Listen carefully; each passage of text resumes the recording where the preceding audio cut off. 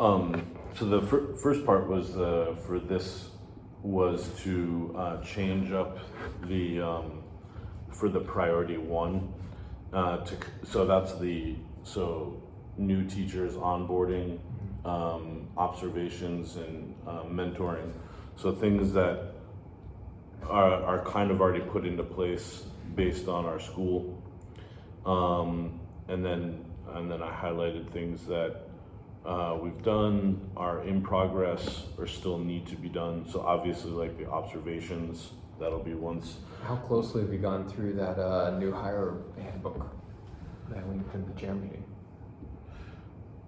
Was that from yesterday? From a couple months ago. And then yesterday I shared it again. Okay. Last week I shared it again. So not, I haven't. I'll do that today. Okay. Okay. Because I was hoping some of the stuff you could actually Okay. work in there as well.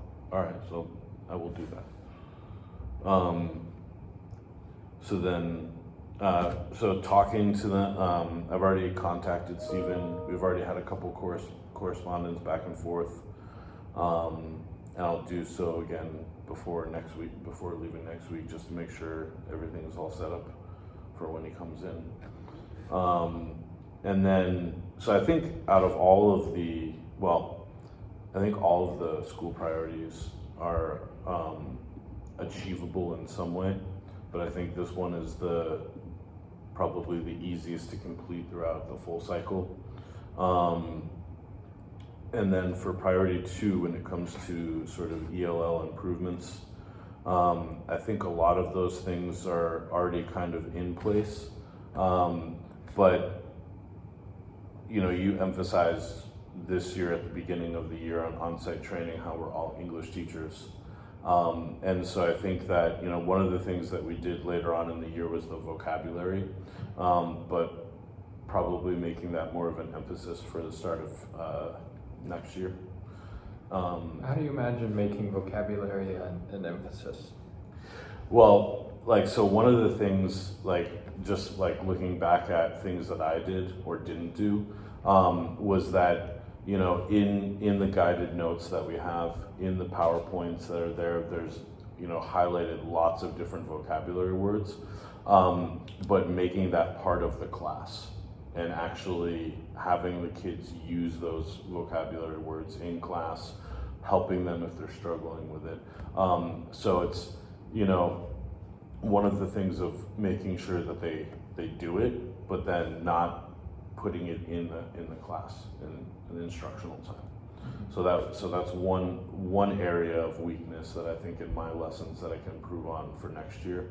And then the next thing is taking more time with students who do struggle with that. And so trying to find a way to either in class time, or another thing that I could do for next year that I've thought about is doing, more evening study. So yeah, once or twice. But making sure that some of those students get help, because even when we're doing the review period for AP, there's still students that were like, what does this word mean? Or instead of saying increase or decrease, it goes up or goes down. And so it's not that they're saying it incorrectly, but they're not using the correct terminology. And so making sure that, in my class. So I think one way is, just emphasizing that again, but also making sure that we kind of put that into practice. And that I think can come from the chairs with the departments for on-site training, and kind of work on that. I saw Dan doing a lot of the butcher paper and having those words up. So even if they're just visible there, so that way kids are constantly seeing it and being reminded of it. So, yeah. And that's one thing to think about, because everything you just pointed out is things that teachers would do in the classroom. Yeah. But we as managers, it's great if we bring it up in meetings and things. Yeah. But as is always made clear, that doesn't mean that it happens.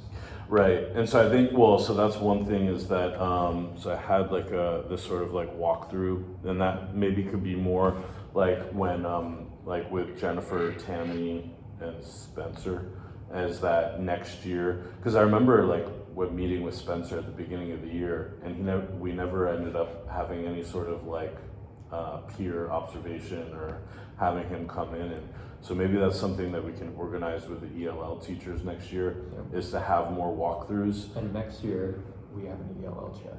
Okay, great. So that will be great because we actually organized the walkthroughs before, and Tammy and Spencer went to all the classes and wrote reports. Okay. There was never any follow-up. Right, yeah. So next year we'll have an ELL chair to help. Okay.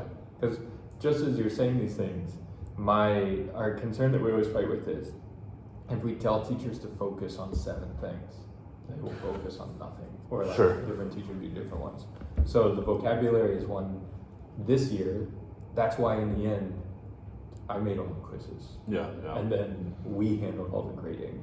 And then we had teachers check the quizzes. Yeah. Because that made sure vocabulary was being emphasized, and it gave us a way to check other than trying to be in every teacher's classroom every time. Right. The problem with that is, one, it's not sustainable.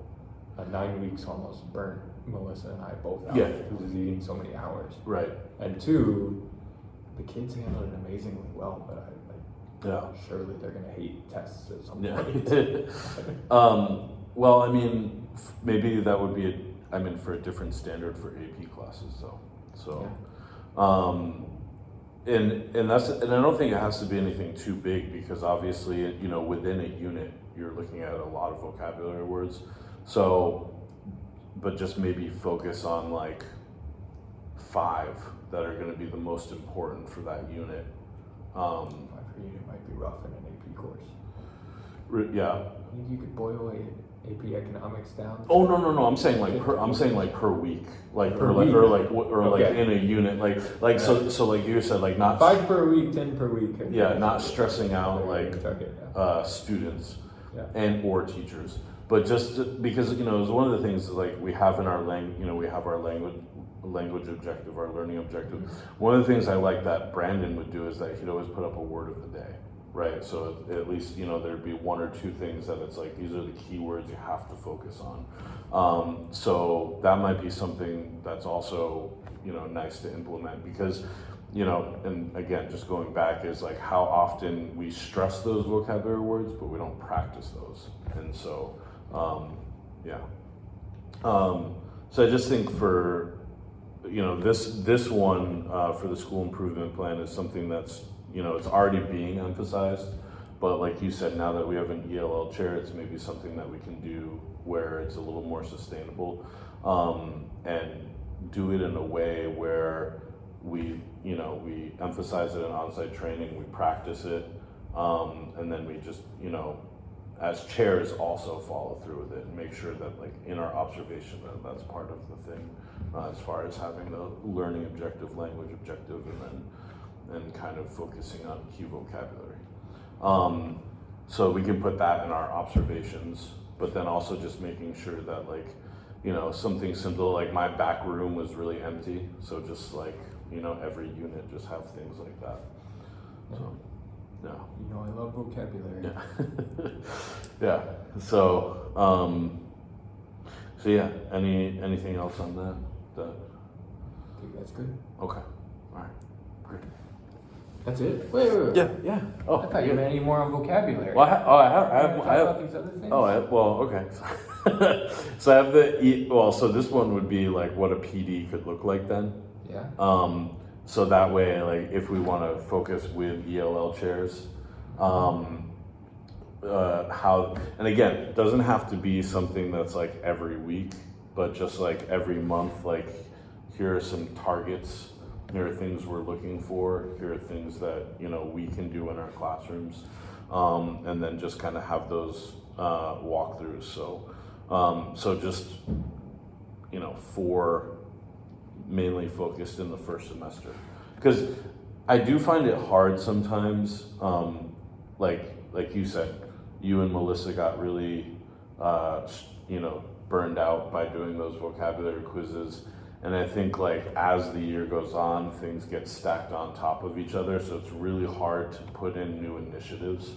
So I think the best thing to do is to just kind of like, put like a heavy rollout in the first semester, so that way it creates those routines and habits for teachers and everybody.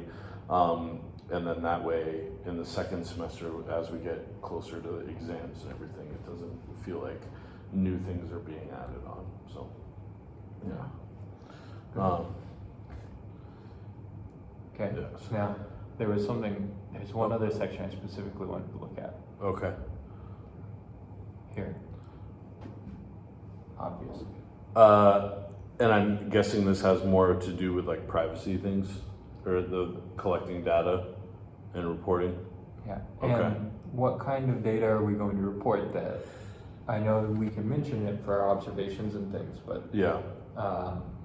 do you envision tracking how much of it's clicking with students, or are you doing this all as something we're just checking if teachers are doing these? Well, so one would be if teachers are doing it, but then, you know, similarly when we're doing the vocabulary quizzes, it was an easy way to see what students are struggling with, what vocabulary words.